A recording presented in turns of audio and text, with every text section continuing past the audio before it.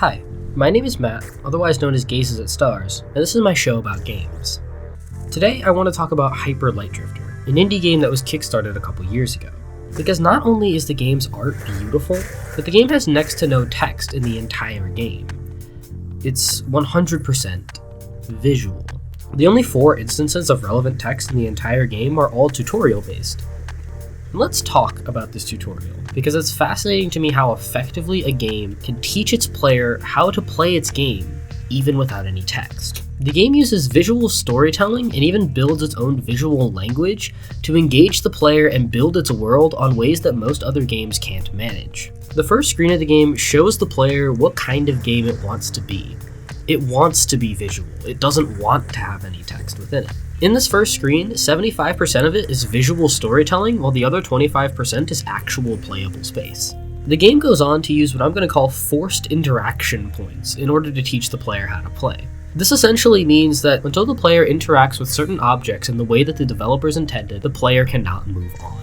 The developer uses this to ensure that the players understand the basic controls of the game, like attacking and dashing, which oddly enough they don't even include text for how to do, as well as other things like what switches look like, what combat encounters are going to feel like, what ladders look like, etc, etc. This decision to teach without any text forces players to interact with the world on a less video gamey level. Even though you're just being pulled along this first opening section of the game, you don't feel like you're being pulled along. This is because you're not being told what to do, but you're more discovering what to do.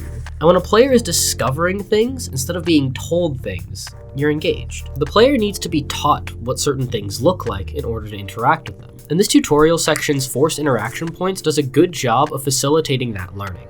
By showing the player that symbols that would normally have no meaning to them have real, tangible effects on gameplay, the developers create a strong connection between the player and the world that they're playing in. It also makes everything the game is trying to teach you feel more natural as you play through it, because the game outlines everything that the game's about while still avoiding straight up telling the player what to do. Through the use of these triangles, they naturally introduce the goal of the game.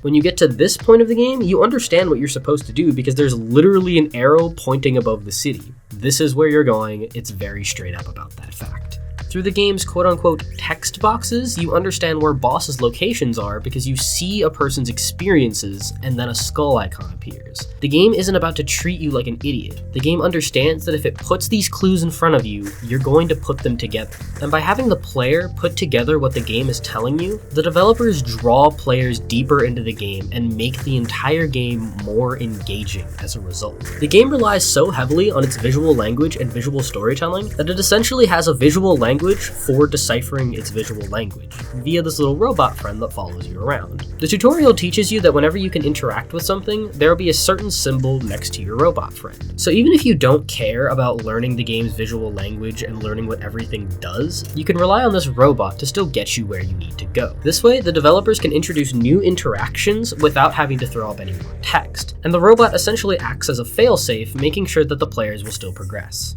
But okay, it's cool that a visual language will draw players into the game. Cool, right? But what's really interesting about Hyper Light Drifter is how the game will reward you for learning more about its visual language. The game is already set up to encourage players to learn more of its visual language by showing that its visual language will affect gameplay, but the degree to which the game will reward you is almost above and beyond. By the way, I'm about to spoil some secrets and stuff about the game, so like, spoilers. If you don't want to have this secret content like spoiled to you, just go ahead and skip to this time code. No one will judge you, it's okay.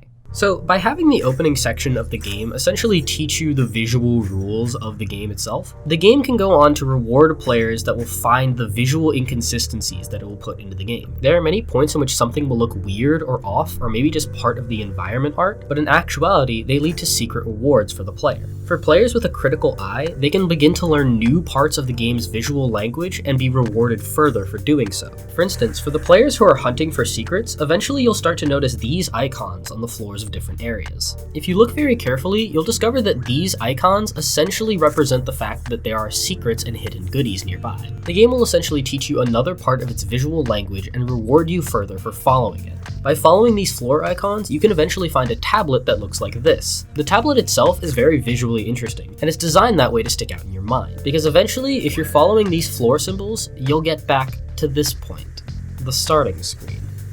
Now, normally in the game, when you play through the opening section, you start coughing and you freak the fuck out, and then this dude rescues you and yada yada yada, cool story bits, right? But if you go through this bit again, the story doesn't stop you, and you're allowed to keep moving on, and you'll find this room. This room has a chest in it that you can't unlock, and a row of tablets, some of which will be lit up. You already understand what this means.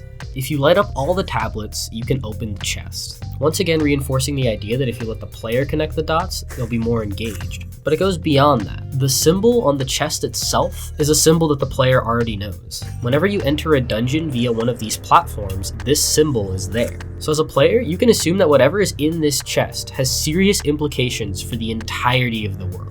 Not only is that just a cool as fuck secret, but this is a secret that can only be found visually and can only be understood visually. This entire secret can only be found by understanding a very subtle version of pushing a player in the right direction, making it all the more rewarding when you actually find it. You see, the most boring way you can get someone invested in your game is to just be told about it. If you're told how the game's mechanics work, if you're told how the game's world operates, it's not as interesting as actually interacting with this world. Games are interesting because of the interactivity. And because Hyper Light Drifter allows you to interact with this world on such a deep level, you end up feeling more immersed in the game. You end up feeling like the world exists beyond the limits of your screen, and beyond your time playing in it. You feel like everything here is well realized, and you feel like more than anything, you just want to keep playing and experiencing things in this world. That is good game design. Thanks for watching.